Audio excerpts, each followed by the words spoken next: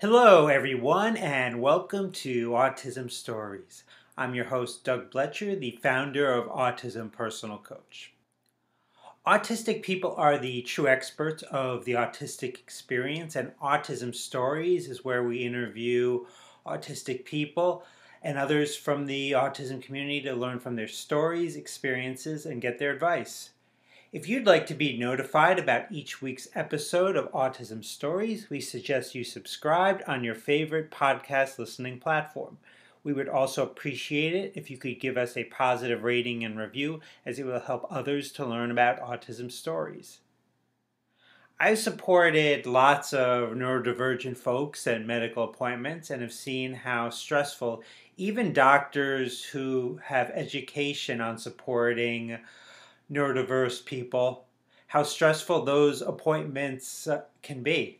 And in many cases, with doctors who are less educated in supporting neurodiverse patients, just plain how unhelpful some of those appointments are. On this episode of Autism Stories, Dr. Laura Weldon joins us to discuss the trauma-informed care she provides to neurodivergent clients and people living with chronic illness, and things that can be done to make medical appointments more successful. We hope you enjoy today's conversation. Laura, thanks so much for joining us today. Thanks for having me, Doug. I'm happy to be here. I wanted to start out and learn, where does your story in the autism community begin? So I am a late diagnosed autistic person. I first had a counselor suggest it when I was about 24 years old, but I didn't pursue a diagnosis until I went into burnout in medical school, and I was really looking for answers about what was happening to me. So I ended up getting a diagnosis 4 years ago, in 2017, 28 years old. And that really spurred me into researching burnout as a medical condition and, how do we prevent this and treat this state? Because I know I didn't spend my whole life in it, and I hope not to again. So you earned your doctorate in naturopathic medicine. For those that are not familiar with naturopathic medicine, can you explain what exactly this form of medicine is? Of course. It's a great question. So naturopathic physicians are licensed in, I believe it's 22 states now. And in those states, we're full primary care doctors with prescribing rights, minor surgery, pap smears, all the normal things people go to see a doctor for. We're a different branch of medicine. So you can think of it kind of like osteopathic doctors, DOs, are distinct from medical doctors, MDs, even though if you go into a primary care setting, they may seem indistinguishable. So the differences really come down to the underlying philosophy and some of the other tools and modalities that we use. So in addition to the more, mainstream pharmaceuticals and that sort of thing, we also have a lot of training in herbal medicine, nutrition, body work, and the safe use of dietary supplements. So we will use things like surgery and pharmaceuticals when they are indicated, but we spend a lot of time talking about nutrition and movement and sleep quality, and sort of spending time in the lower on the therapeutic order, as people call it. My father's a doctor, and so I've never really had a great interest in medicine just because I'm not doing what he's doing. But I'm curious, where does your interest in medicine come from? Well, 10 years ago, in undergrad studying English Lit, if you told me I'd be a physician today, I would have been very confused. But it actually makes sense to me now if I think about it as, my quote special interest really being people and understanding people. So it started with literature and reading about people's experiences of the world and emotions and connections, and then it kind of snowballed from there into more of an interest in what's happening in the body and the mind. The medical field doesn't seem to understand the needs of disabled and chronically ill people, certainly at times. What's your message to them in terms of better supporting neurodivergent people to get their medical needs met and improve the quality of their lives? I think the medical community needs to get a lot better at sorting difference from distress and disorder. And we have to stop pathologizing difference. So I actually listened to some of your last episode with Weldon talking about play. And I loved that because I use that in my presentation to other physicians all the time. There are no wrong ways to play. And I'll talk about stimming with physicians. If someone is stimming by hand clapping or shaking, they're not causing any harm to themselves or to someone else. They are expressing or regulating. Like, this is a difference we should be accepting. If someone is stimming by headbanging, that's a sign of distress. That's a sign of probably either pain or anxiety. There's something going on there that we need to figure out and help that person with. Now, you provide telehealth services to neurodivergent and chronically ill patients across the United States. What do you see as the benefits to your clients in using these services in which they can access care without leaving their home? Because things like transportation and sensory needs are certainly very real. Absolutely. This is one area where the pandemic has really improved accessibility. It's so much easier to get all kinds of physicians' appointments from home now than it used to be. Some of the things you just mentioned, if someone is truly in a state of burnout, having to make a phone call to make an appointment, to drive or sit on the bus, to wait in the loud, noisy waiting room, all of those things are going to take a real toll. That I find it's a lot easier to really get to the heart of what's going on and connect with people when they're in the comfort of their own home and space. Waiting rooms, that we can do a whole podcast just on waiting rooms. Aren't they the worst? There's actually research about how hard they are for autistic people. I don't understand why TVs have to be in every waiting room and they have to be on. I don't either. Could all learn to just sit and be with ourselves for a few minutes a day. Yeah. So the mission of your services, Weldon Wellness, is to provide culturally competent, trauma-informed care to neurodivergent clients and people living with chronic illness. What are some of the principles that are at the core of the work you do with your patients?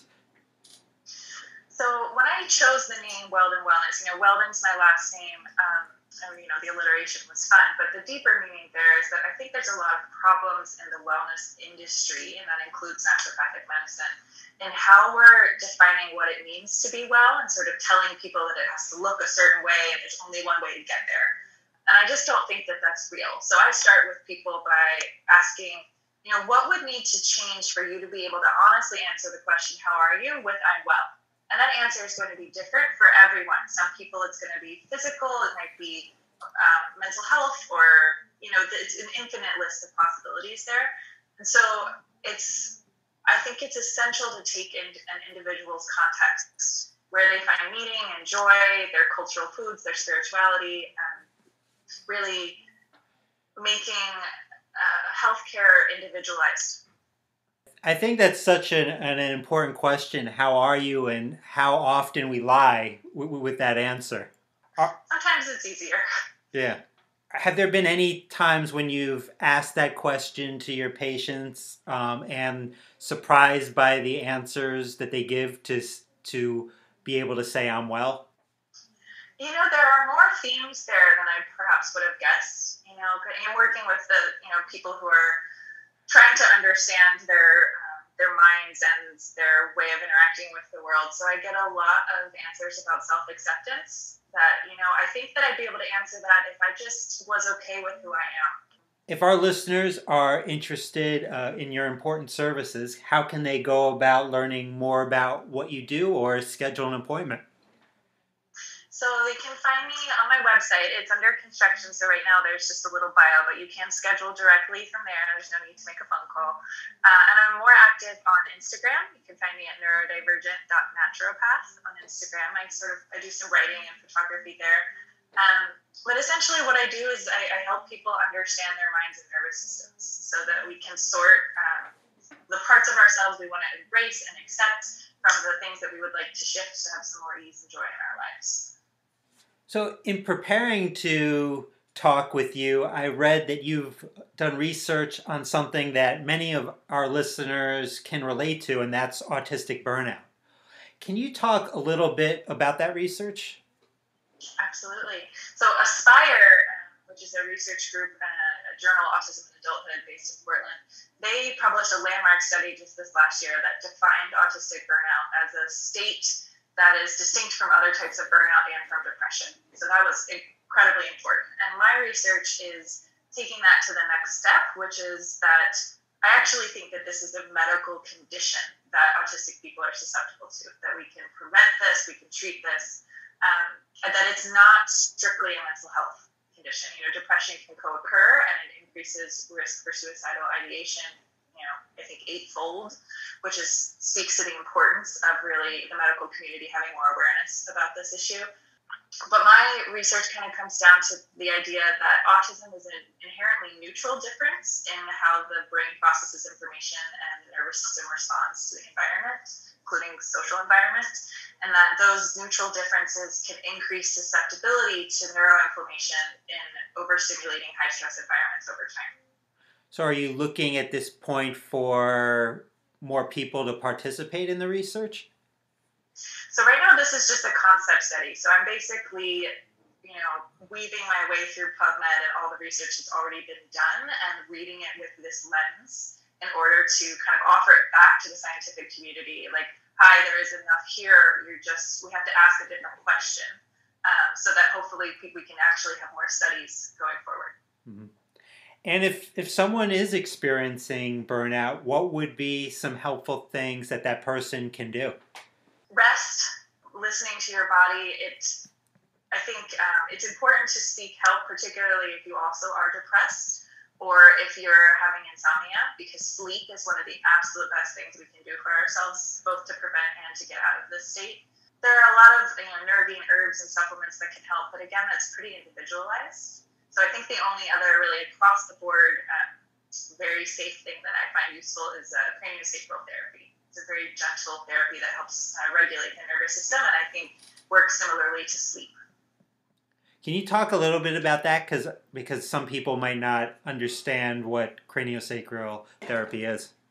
Absolutely. So the words come from cranium, which are the skull bones, and sacrum, which is the bone in your lower back and your pelvis. And basically, it's like a massage for your nervous system. It doesn't look like much. People lay on the table and essentially just hold your head. But it's working with the glymphatic system, with the cerebral spinal fluid that our brain floats in and that goes through our spinal cord. And it's helping it kind of flow more smoothly, which is the same thing that happens when we're in REM, when we sleep. Rest is definitely an important part of kind of helping with burnout. When you talk with your patients about that, do you get some pushback to doing that? Yeah, there's a lot of reasons why someone would have a hard time resting, which is, again, why someone's context is so important. If you're having a hard time resting because you have a family to take care of and work you have to go to put food on the table, then I'm not going to say, oh, you have to just abandon all of those things and stay in bed for 12 hours. You have to work with what your life really is. But often the pushback is more along the lines of sort of this capitalist productivity drive, this sense of I'm lazy if I'm not doing all the time. And so I have a background in mental health as well, and we spend some time sort of breaking that down and seeing where that feeling comes from and how we can push back against it a little bit to get the rest that we need and deserve. Something that happens at probably every doctor appointment that people go to is they are asked, what's your pain scale from 1 to 10? And I know so many autistic folks get frustrated with that question. So I guess my question to you is, why are the doctors asking that question? And maybe what advice do you have to people in answering that question? So a doctor is asking that question to try to take a subjective experience, which is pain, and make it objectively quantifiable so that they can compare it to other people's answers and to your answers on different days so they can see if the treatment is working or if you're getting worse, etc. The problem is that they don't explain this very well, and if you have a more literal interpretation, then you're not going to give the answer that actually gets you the care you need. So if a doctor says, 10's the worst pain you can imagine, you might be able to imagine, a limb falling off and you're like, oh, well, I'm only at a 10 right. because, everything's attached. So I edit that, no matter what language the doctor used. 10 is absolutely incapacitating pain. 10 is that all I can think about and experience is the pain. And 0 is no pain. So I've had a lot of patients who will say, like, oh, well, if 0 is my baseline, I'm in pain every day. So I say a 2. No, 0 is nothing. So if you're experiencing discomfort, you're at least at a 3 to a 5. And they will choose different treatments based on your answers and that kind of thing. It's always okay to ask the doctor why they're asking you something. And should you also be asking the doctor to clarify what each of these numbers means to them? You could ask for a visual. That's probably, most doctors, a good doctor would be happy to sit and explain that, but a lot of doctors are seeing a lot of patients in an hour and may not have time. But most of them will have a visual scale that they can pull up for you. That'll either have sort of like emojis with different facial expressions, or I've seen one with like different famous art, and 10 is like the scream. So there are different ways to conceptualize it, and it's great to ask for a different tool that makes it easier for you to answer. Well, Laura, I really appreciate your time today. Thanks so much for the conversation. I know a lot of people out there really struggle with medical care, and this is really, we need a lot more support in this area. Thank you very much. I just realized that when I was saying that things are on my website, that I didn't actually say what my website was. So that's weldonwellness.com. Anyone needs to find me there. And we'll make sure to include that in the notes for this episode. Okay, thank you very much. It was great to talk to you, Doug. Thanks to everyone for listening, and thanks so much to Dr. Weldon for the conversation. To learn more about Dr. Weldon, check out the link in the podcast description of this episode. You can also find a link to book a free call to learn how Autism Personal Coach can help you to reduce your daily overwhelm and get the things you need and want in your life. So book a call with me today. If you'd like to be notified about each week's episode of Autism Stories, we suggest you subscribe on your favorite podcast listening platform. We'd also appreciate it if you could give us a positive rating and review, as it will help others to learn about autism stories. On next week's episode of Autism Stories, we will talk about disability and the church. Talk to you then.